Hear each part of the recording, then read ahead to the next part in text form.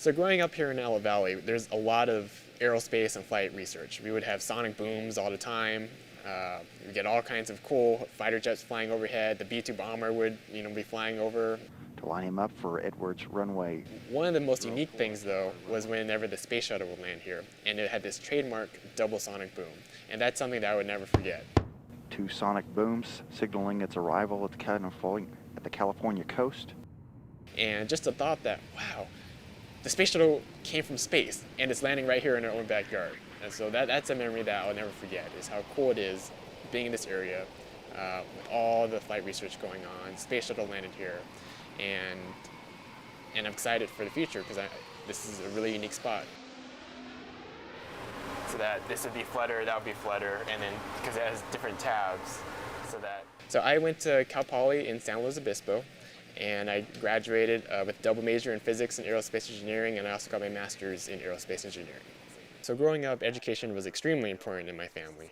It was almost like not a question about not doing well. It was very much expected that I was supposed to do well. My parents, I think they just did a great job where I didn't feel pressured. I felt more internally that I really had high expectations for myself. Hey, Wesley. I'm Alex Chen. I'm an aerospace engineer at NASA Armstrong. I work in the aerostructures group at NASA Armstrong Flight Research Center, and I do research in structural dynamics, which means that we study the phenomena of the forces acting on a structure during motion. One of the biggest pushes that NASA Aeronautics is working on right now is in green aviation. So in green aviation, we're trying to look at, okay, how can we make flight more efficient? One of the best ways is, well, why don't we just make the aircraft lighter? But by making it lighter, we're looking at the wings becoming, more longer, more flexible. And yes, we get better efficiencies, but then we get all these structural dynamic consequences. So what we're working on right here is the X-56A. Ready for takeoff? Structures? Structures is ready. System? And we're trying to actually actively suppress flutter in flight. Ready for your calls. Airborne.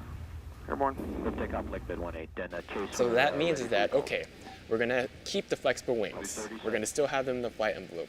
But what if we can use our existing control flaps to actually suppress flutter? Instead of saying, okay, we don't want our wing to twist because we don't understand that could be a bad thing. What if we intentionally twist the wing to try and get better flight dynamics? Originally we thought, okay, we're designing that out. We have to reconsider it. And instead of trying to avoid these problems, we want to exploit it.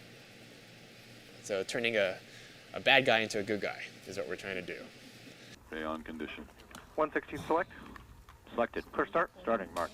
Yeah, pitch down, up, 1 overshoot, and back.